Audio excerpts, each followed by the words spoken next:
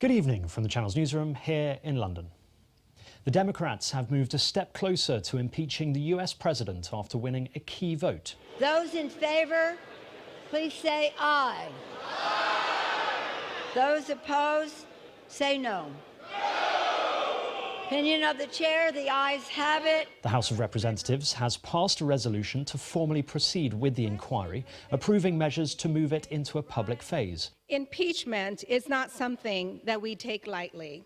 But when the president endangers our national security, he gives us no other choice. So what is at stake is our democracy. What are we fighting for? Defending our democracy for the people. President Trump has described it as the greatest witch hunt in American history.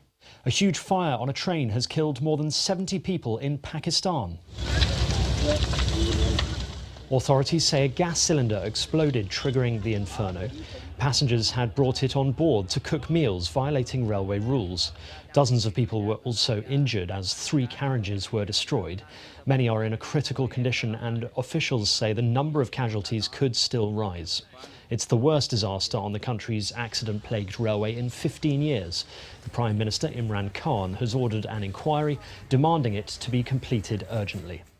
New video has been released showing the US raid on the Islamic State leader Abu Bakr al-Baghdadi's compound. In the grainy black and white footage, you can see American forces approaching the property in Syria, as well as a huge plume of smoke after the site was obliterated. The operation was exquisitely planned and executed. Now about Baghdadi's last moments. I can tell you this, he crawled into a hole with 2 small children and blew himself up while his people stayed on the ground. You can deduce what kind of person it is based on that activity. Strong winds continue to cause serious problems for firefighters in California. They're battling at least a dozen major fires across the state. In San Bernardino, the hillside fire has spread over 200 acres, threatening lives and homes, prompting evacuations. The National Weather Service has now issued an unprecedented red flag warning in Los Angeles and Ventura counties. It's forecasting 2 days of intense dry wind gusts, expecting them to reach near hurricane force. Residents have been told to leave the area, but some are staying put for now. We're going to stay here as long as we can, try to keep an eye on the house.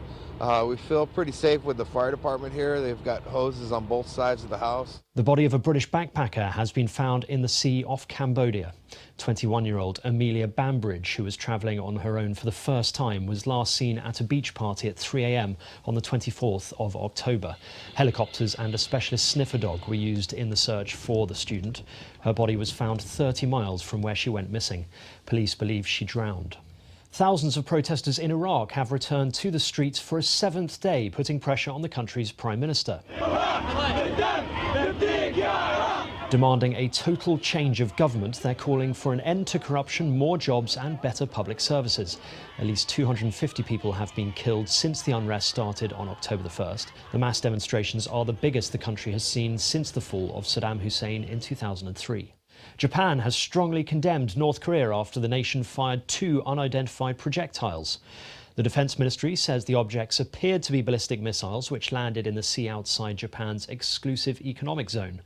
Earlier this month, North Korea test-fired a new type of rocket which it's thought could also be launched from a submarine. Japan's Shuri Castle in Okinawa has been decimated by a fire. Crews battled the flames for more than 10 hours as they ripped through the UNESCO World Heritage Site. It was built 500 years ago after being destroyed during World War II.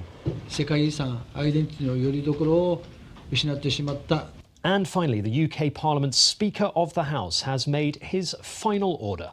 Order! Very rude for members. Order! Order! Known for his feisty temperament, John Bercow has been in charge of refereeing debates and procedural disputes for 10 years. Don't gesticulate, don't rant, spare us the theatrics, behave yourself, be a good boy, young man, be a good boy! He's played a key role since the Brexit vote, feted by the Remain side but reviled by many Leavers.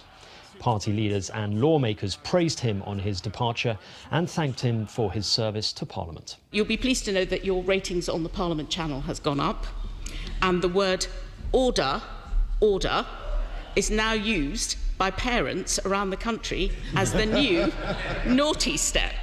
And that's your international news around the world in 5.